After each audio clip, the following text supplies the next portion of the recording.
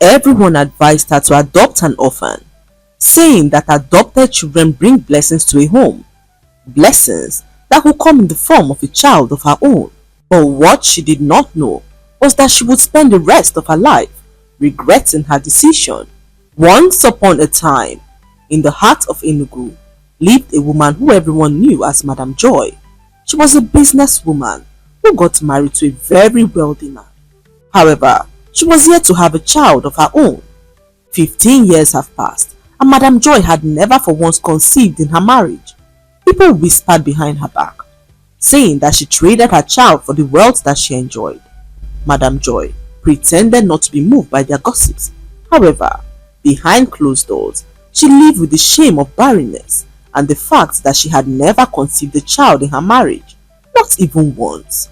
Madam Joy prayed, fasted, and even slept on mountains, hoping that God blesses her with a child. But years passed with disappointment. Doctors carried out series of tests and even subjected her to numerous treatments, but still, every pregnancy test she took returned negative. Her husband advised her to adopt a child, but Madam Joy was not receptive of the idea. She wanted a child of her own, a child who not only carried her blood, but whose roots she knew. To her, a child's lineage was not to be ignored. Madam Joy believed that certain traits and characters passed on to a child from their parents, and this made it difficult for her to accept the idea of adopting. However, years passed, and Madam Joy woke up to a cry of a baby at her gate. Her gateman rushed to her door in confusion, informing her that a baby had been abandoned at the gate. Wrapped in a pink blanket, the child cried as though heaven itself was announcing her arrival. At first, Madam Joy hesitated. She looked at the baby with suspicion, wondering who could have abandoned her there and why. She remembered the advice of her friends who told her that adopting a child would open her womb and bring blessings to her life. Madam Joy saw this as a sign. She decided to adopt the child to care for her like her own. She named her Anwuli, and for the first time in years, she felt a love that she never knew existed. She bathed her, fed her, and loved her as though she had come from her own womb. 5 years passed, and Anwuli grew into a very beautiful girl. Not only was she beautiful, she was so brilliant and outspoken. Her teachers praised her, neighbors adored her, and even her father complimented her boldness. Madam Joy loved Anwuli with all of her heart.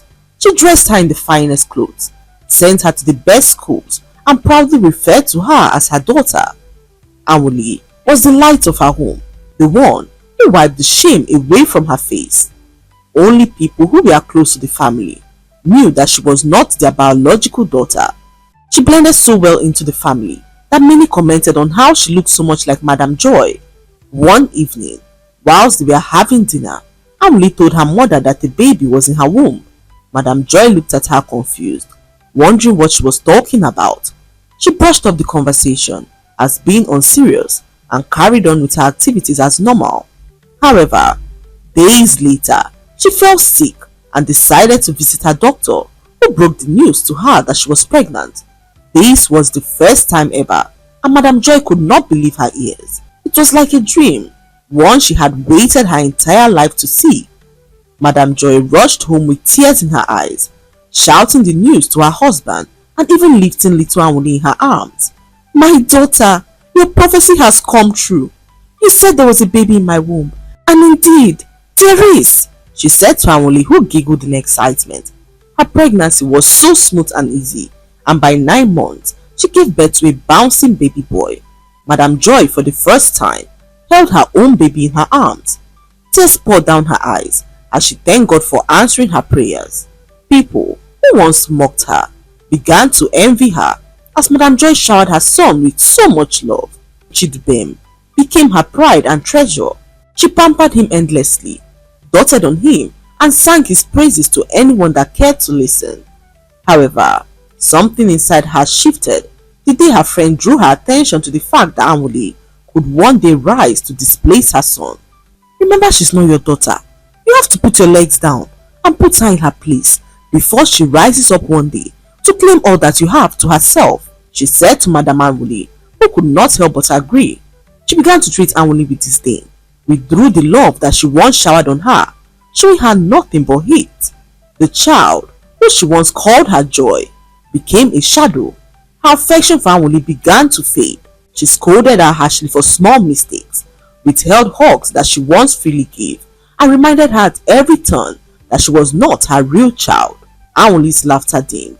The little girl who once ran into her mother's arms with bright smiles now sat quietly in corners, her spirit wounded by rejection. Anwuli grew up under the sting of neglect. Her smiles faded, and the love she once enjoyed was snatched away like a garment from her shoulders. The house that once echoed with her laughter now carried her silence like a heavy shadow. Madam Joy poured everything into her son Chidubem, whilst Anwuli became invisible in her own home. She was given the leftovers, the smaller gifts, the colder words. Whenever she tried to ask, "Mama, what did I do wrong?" Madam Joy's heart would harden even more, and she would reply, "You are not my real child. Don't forget that." Still, Anwuli carried no bitterness. Though her heart bled, she continued to love her mother.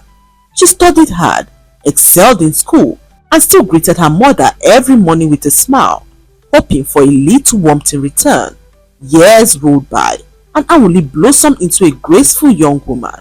She was admired everywhere she went, and people saw Madam Joy as lucky for having a daughter like her. But what Madam Joy did not know was that the child she adopted was not just any orphan.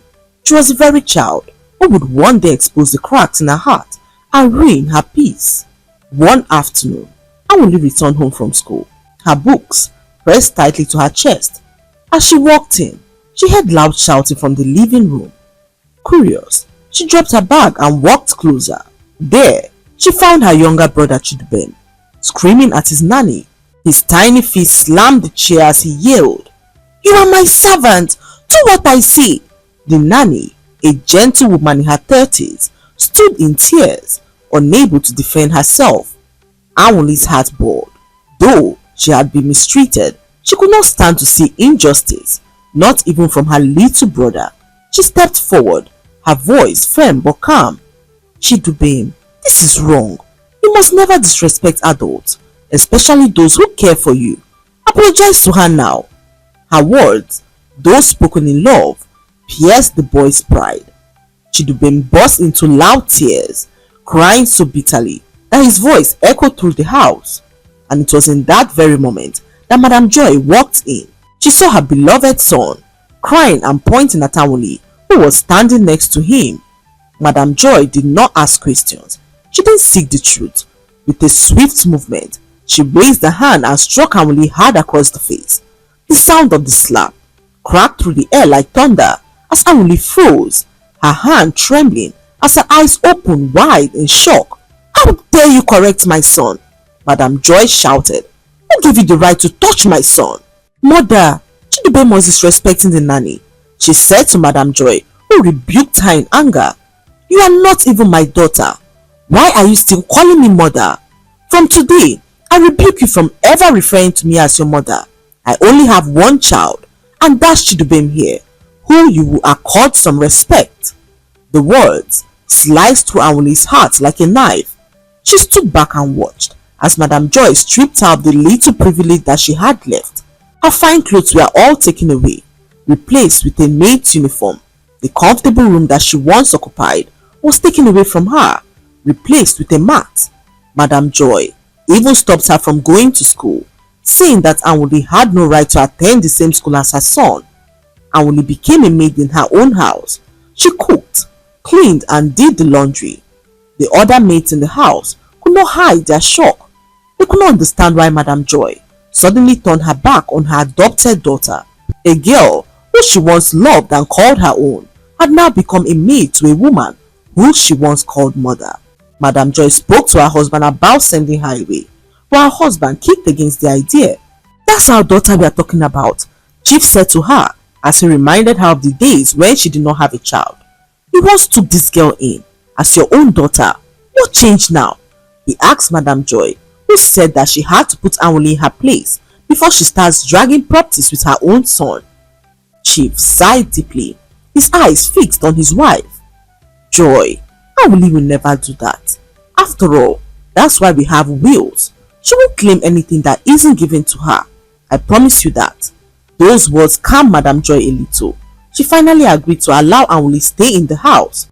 From that day forward, Awuli lived under the roof as nothing more than a maid. She swept the floors, washed the dishes, polished the cars and carried laundry on her delicate shoulders. Whilst Chidubem grew fat with indulgence, he mocked her mercilessly, calling her the house girl, and laughed whenever his friends came around and saw her scrubbing the floor. One afternoon, as Awuli walked past Chidubem, he smacked her bum and began to laugh. The sting burned, but what hurt more were his words. "He's not even soft," he said to Awuli, who bawled in anger. Chidubem was only 10, but his tongue was sharper than an adult. He went on to call Awuli a glorified house help, and Awuli could not hold back her tears. She tried to speak to him calmly, but Chidubem began to yell angrily at the top of his voice. Madam Joy, who had been walking down the corridor, overheard everything that happened. Instead of rebuking her son, her face twisted in rage as she shouted at Awuli, who tried to explain what had happened. But Madam Joy was not having it. "He touched your bum and so what? Is that why you're speaking to him like that? You think you're better than him, right?" she said to Awuli, who she told to kneel down and apologize to her son. Awuli's knees grew weak. Her tears streamed down freely as she tried to explain to Madam Joy that she did nothing wrong.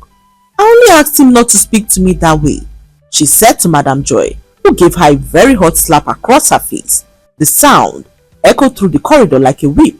"From this day, I forbid you from ever standing before my son or raising your voice in this house. You are nothing before him. Nothing. Now, go down on your knees and beg him," she said to Awuli, as Chidubem, emboldened by his mother's support, folded his arms and smacked at Awuli. He enjoyed the power he held over her. Power given to him by the very woman who once called Awuli her joy.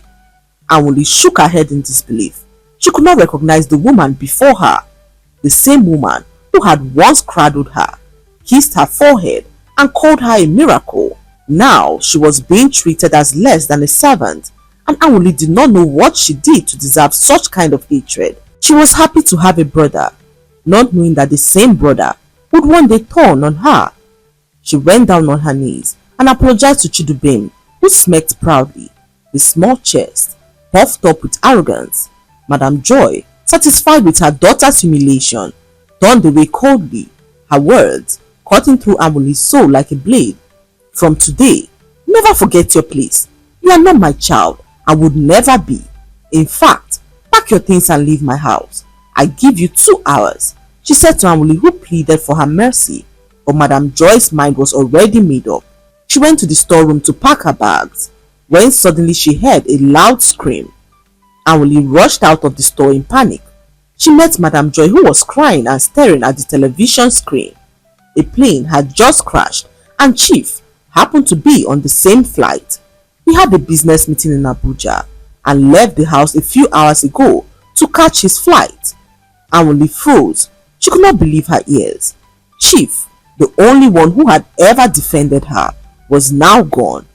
Madam Joy collapsed onto the floor, her hands clutching her chest as she wailed bitterly. The maids rushed in, their cries filling the room, but Awuli stood still, her body numb with shock. Hours later, a man in a dark suit arrived at the mansion. He introduced himself as Chief's lawyer. As he began to speak, Chief gave me an instruction that upon his demise, his will be read immediately in the presence of his immediate family, including Miss Awuli. Madam Joy could not hide her anger. "What has Awuli got to do with this? She's not our daughter, so why will my husband include her in his will?" she asked the lawyer, who stared at her for a moment and began to read.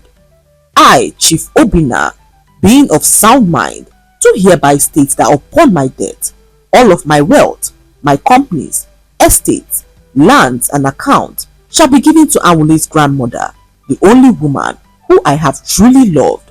She is to share the property as she deems fit amongst Awuli and my immediate family."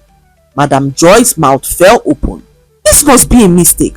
My husband in love with another woman?" Is Anwuli his granddaughter? How did all this happen under my roof? She asked the lawyer, who shook his head, revealing that their house and everything she owned now belonged to Anwuli's grandmother. Madam Joy froze in disbelief. Her hands trembled violently as she cried, "No, no, this can't be. Anwuli and her useless grandmother have bewitched him. You witch!" she screamed, turning towards Anwuli, who she accused of bewitching her husband and killing him. The lawyer sighed and handed Madam Joy a sealed envelope. "Chief instructed me to give you this. Inside, you will find an address. He said all your answers lie there." With fury burning in her veins, Madam Joy grabbed the envelope and stormed out of the house, determined to uncover the truth. Hours later, she arrived at the address. It was a small house on the outskirts of town. As she stepped inside, her eyes fell on a young woman who looked so much like Anwuli. "Who are you?" Madam Joy demanded, as her voice trembled. The young woman stood tall as she revealed to her that she was Anwuli's mother. "How dare you and your useless mother try to ruin my life? You all killed my husband and forced him to leave everything that he has to you wretched lots. I need to see your mother now, to look her in the eye and inform her that her evil plans have failed." Tears filled Anwuli's mother's eyes as she remained calm. She watched as Madam Joy poured out her frustration, threatening to kill them all if they tried to stand in her way. As she was about leaving, Anwuli's mother said something that shocked her to the bones. She revealed that Anwuli's grandmother that she was looking for was standing right there with her. Madam Joy stood there frozen as Anwuli's mother pointed directly at her and called her mother. Madam Joy staggered backwards, her body trembling, as she asked her what she meant. "What did you just say?" she asked Anwuli's mother, who revealed that she was her daughter, the child she abandoned in an orphanage so many years ago. Madam Joy could not believe her ears. Years ago, she got pregnant for a man who denied the pregnancy and left her with no form of help. She toiled for the whole 9 months and finally gave birth to a beautiful baby girl who she abandoned at the orphanage. For all these years, she never knew that her daughter was looking for her. One day, she went to a salon to make her hair. When the young woman who was making her hair saw a similar white patch on her head that she also had on her own hair, she took her name and picture and showed it to the oldest woman at the orphanage, who told her years ago that she met her mother on the day that she was abandoned. The woman took a good look at the photograph and informed her that Madam Joy was her mother. The woman could not mistake the face, as Madam Joy looked so much like her dead sister. Madam Joy shook as the truth unraveled before her eyes. Anwuli's mother was not just a stranger, she was her own daughter. She stood there stunned as Anwuli's mother narrated how she searched for years and found her by coincidence at the salon. "I discovered you are wealthy, living in a mansion, and yet unable to have a child again. So I decided to give you my child, your own granddaughter, to care for." Madam Joy gasped, her knees buckling as she grabbed the chair to steady herself. Anwuli was not just an orphan, she was her own granddaughter, the child who she had so despised. Anwuli's mother narrated how she got pregnant for the man that she loved. They were planning their wedding when suddenly he died in a car accident. She was left alone, pregnant with no family or money. She knew she could not raise Anwuli by herself. So she decided to leave her by her mother's gate, hoping that her mother would take her in and treat her like her own. "I believed it was destiny, that you would give her the life that I never could. I prayed that you would not send her away, and for a while you loved her, but then you cast her aside, just as you cast me aside years ago." Tears poured down Madam Joy's eyes as the guilt she had buried years ago came back with the force of a storm. She could not believe that her husband knew of the secret that she kept hidden for all these years. Anwuli's mother met him years back and introduced herself to him as his wife's daughter. She pleaded with him not to tell her mother about her existence. All that she wanted was for Anwuli to be well cared for, and Chief promised to give her the best. That was why he cared for Anwuli despite his wife's hatred for her. Madam Joy apologized to her daughter for all that she did. She could not believe how badly she had treated her own blood. They both returned back to her mansion and met Anwuli, who saw her real mother for the very first time. She could not believe that Madam Joy, the woman she had called mother for all these years, was in fact her own grandmother. Madam Joy now understood why her husband Chief left all that he had to Anwuli's grandmother. He knew she was the one and wanted her to find out the truth herself. She broke down in tears as she apologized to Anwuli for all that she did, promising to be a better mother and grandmother, and Anwuli, remembering all the good times that they shared, forgave her as she embraced her own mother for the very first time. Madam Joy made her son Chidubem to apologize for all that he did, and Chidubem did as his mother instructed. Anwuli, although she forgave Madam Joy, decided to go live with her real mother. The memories of the pain and humiliation she had endured in Madam Joy's house was too much for her to bear. Her mother also forgave Madam Joy because Chief pleaded with her years ago to let go of all the pain. From that day forward, Madam Joy's mansion became empty in her heart. Yes, she still had the son, Chidubem, but even he could not fill the void that Anwuli left behind. Every corner of the house reminded her of Anwuli, the daughter who she once rejected. Anwuli, now living with her real mother, blossomed like never before. With the inheritance Chief left behind, they built a new life, filled with peace, joy and love, the very things that Madam Joy had denied her. For the first time, Anwuli slept without fear of rejection. She ate without feeling like an outsider and smiled without pretending to be fine. Madam Joy, on the other hand, carried the weight of regret. She often sat in silence, staring at Anwuli's picture, whispering prayers that one day her granddaughter might fully forgive her for all her wrongs. Chidubem, her son, grew older, but the arrogance that had been fed into him became his own undoing. Without the balance of Anwuli's gentle wisdom, he became reckless, entitled and careless with life. Madam Joy watched with pain as the son she built her world around ruined his own life with hard substances. Meanwhile, the daughter she so despised flourished like a tree planted by the rivers of water. Madam Joy learned her lessons the hard way, never to despise the blessings that God places in our hands. She had begged for a child, and the heavens answered, not with the one from her womb, but with Anwuli, the child sent to her gate. Yet, she rejected her, and in so doing, she rejected her own destiny. The lesson to be learned from this story is that love should never be conditional, nor should it be withdrawn because of fear or selfishness. Every child, whether born of your womb or placed in your arms, is a blessing from God and should not be despised. In life, rejection leaves scars, but love has a tendency to heal wounds. So, we should show love to all children, regardless of their situation, because all children are blessings. I hope you enjoyed the story.